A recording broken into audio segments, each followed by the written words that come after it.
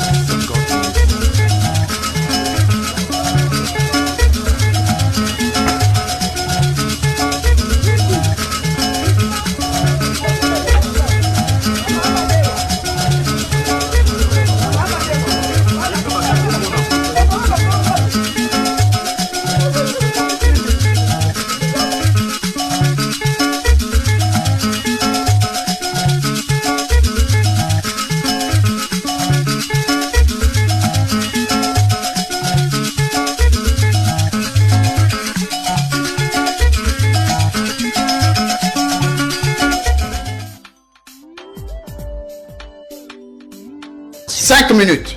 Merci beaucoup. En fait, Ndegonanga Pesepengi, na maman Chantal, Balimboli on a l'icolo. Toute réflexion aujourd'hui, toute réflexion, j'en appelle à tous les intellectuels. Ce Lingo Bandamakambu Yamboko, il faut partir de la genèse du pouvoir de Félix. Genèse à pouvoir. Quand vous ratez la genèse, toute réflexion devient biaisée. Là, je suis au niveau de la méthodologie liée à la rationalité pertinente. Genèse à pouvoir à Félix Emmanuel. C'est le lobbying touch. Vous avez un micro. Tant que vous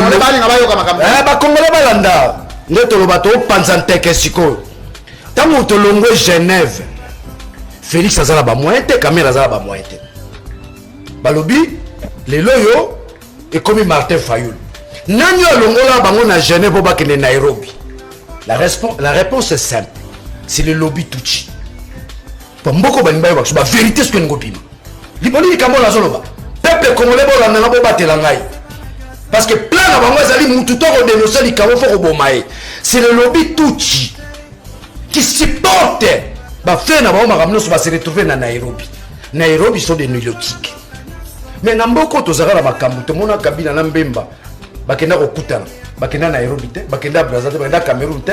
Ils ont appelé ça l'accord de cascade. Ah voilà matadi. Mais bango ba kokende Nairobi pour la nini. Wana to sala ba monsieur Belé sur ça. C'est pour dire que le pouvoir actuel ata bazu ba mindu kinyo sa Ukraine ba pesi Félix a déclaré guerre. Poani. Question ya ngana ba congolais ba répondre pour nani. Ça veut dire que il est lié au lobbying touchi. Bango tu va même ka na Kenya, Tazare défable. Indéfable. Ako déclaré guerre te ata Poutine abi Félix na yoki bana Congo ba leliming. Moni minduki yo nazo bundisa Ukraine zwango. On va faire ça dans le bagarre. Oh non, moi j'ai pris Kagame c'est mon frère, on va résoudre ça. On n'y va pas. Bali bafata. Banafunga mlango hapana. Banafunga tu katalo. Basha panulia. Muzumba shakata. Ona yashe kuna mkati. Ona yashe kuna mkati huko. Motare, toa pale motare. Yashe na makati. Ona wanaanza kumua. Wanaanza kumua. Filme. Ah, ilikuwa ni video. Filme video.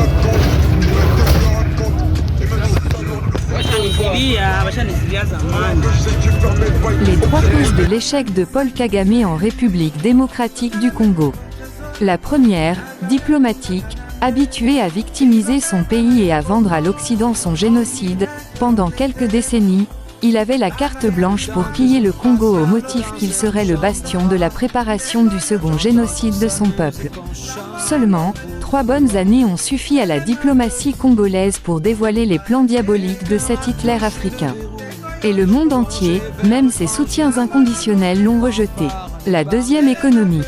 Rassuré de sa mainmise sur les richesses du Congo, Paul Kagame a conclu des contrats, vendu et perçu chaque année plus de 60% de son budget national avec lequel il mène cette guerre terroriste. Cependant, l'annulation des accords commerciaux par Félix Tshisekedi ainsi que l'instauration de l'état de siège ont complètement ruiné son économie et anéanti ses efforts de guerre et bientôt provoqueront sa récession. Comment va-t-il rembourser des milliards empruntés et poursuivre la guerre ?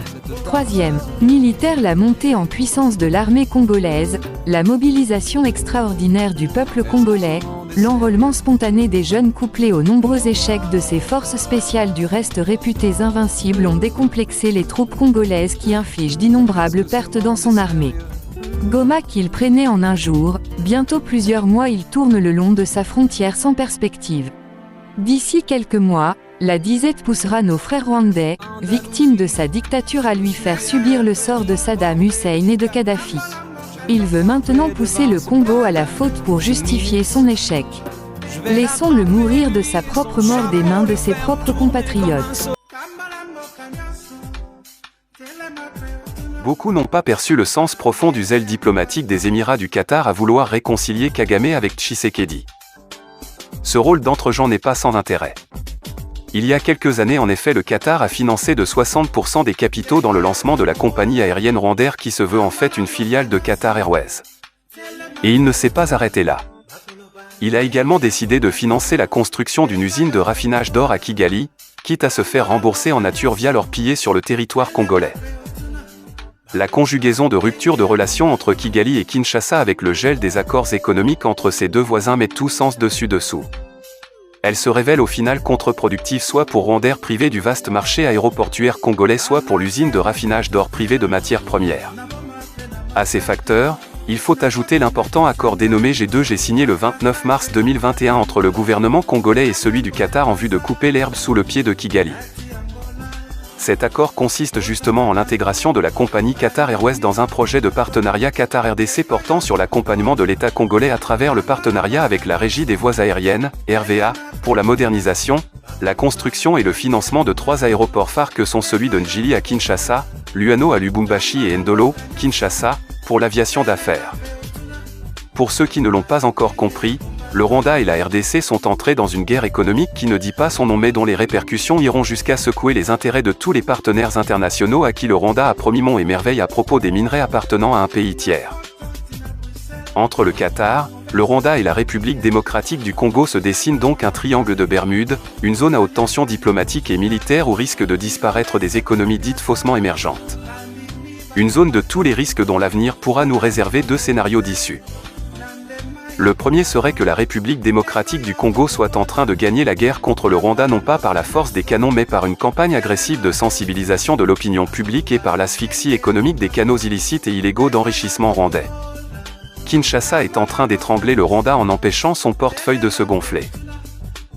Si la République démocratique du Congo réussit à rester ferme sur ses positions de refus de dialogue avec le Rwanda tant que ce dernier maintiendra ses forces militaires sur le territoire congolais et que surtout il réussit à convaincre les partenaires internationaux de la non-nécessité de passer par Kigali pour commercer les matières premières du Congo, alors l'on serait à un pas d'une nouvelle ère politique et sécuritaire dans la région des Grands Lacs.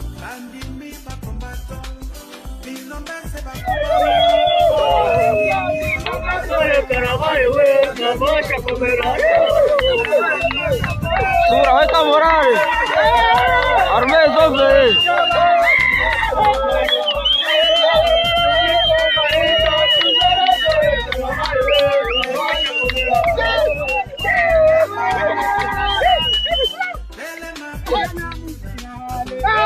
Lale, kijana musilale, kwenye mapambano.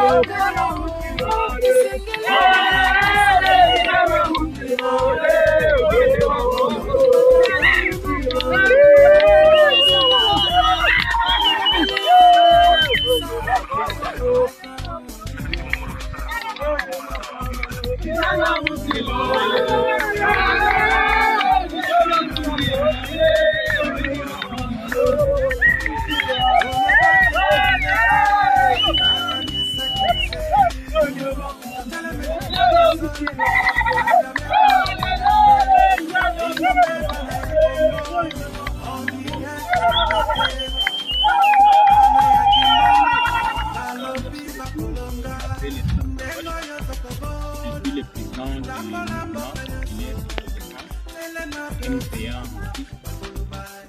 Créé depuis 2010 pour toujours défendre l'intégrité de la RD.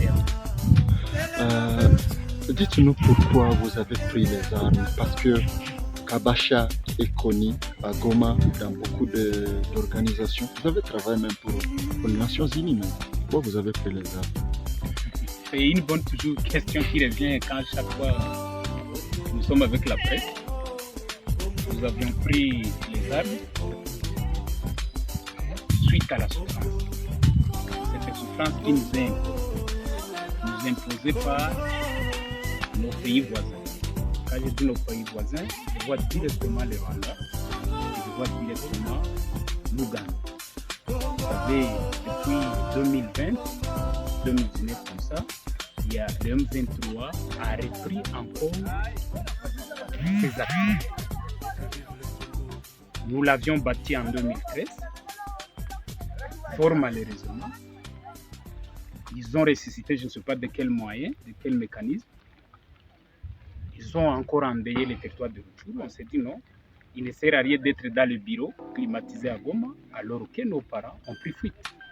Alors que le territoire de Rutshuru est endeuillé, alors que le territoire de Masisi est envahi, alors que la région du Nord Kivu, la RDC est agressée. On a pris cette décision encore d'appeler ces jeunes qui ont sauvé encore la République en 2012, en 2011, en 2013, pour qu'ils reprennent encore ces armes pour venir sauver urgemment notre pays, notre province, notre territoire qui était en danger. À ce moment où la RDC a agressé, c'est quoi le rôle de votre mouvement En fait, le mouvement populaire d'autodéfense joue un grand rôle dans ce conflit qui oppose actuellement le Rwanda et la République démocratique du Congo. Vous voyez, tous ces jeunes, ce sont des volontaires. Ils ont des familles, ils ont des femmes, ils ont des enfants. Ils ne sont pas venus pour kidnapper, pour tuer, pour voler, mais ils sont venus pour une cause noble. Ils sont venus défendre leur patrie. Rutshuru, c'est leur territoire. Voulez-vous qu'ils prennent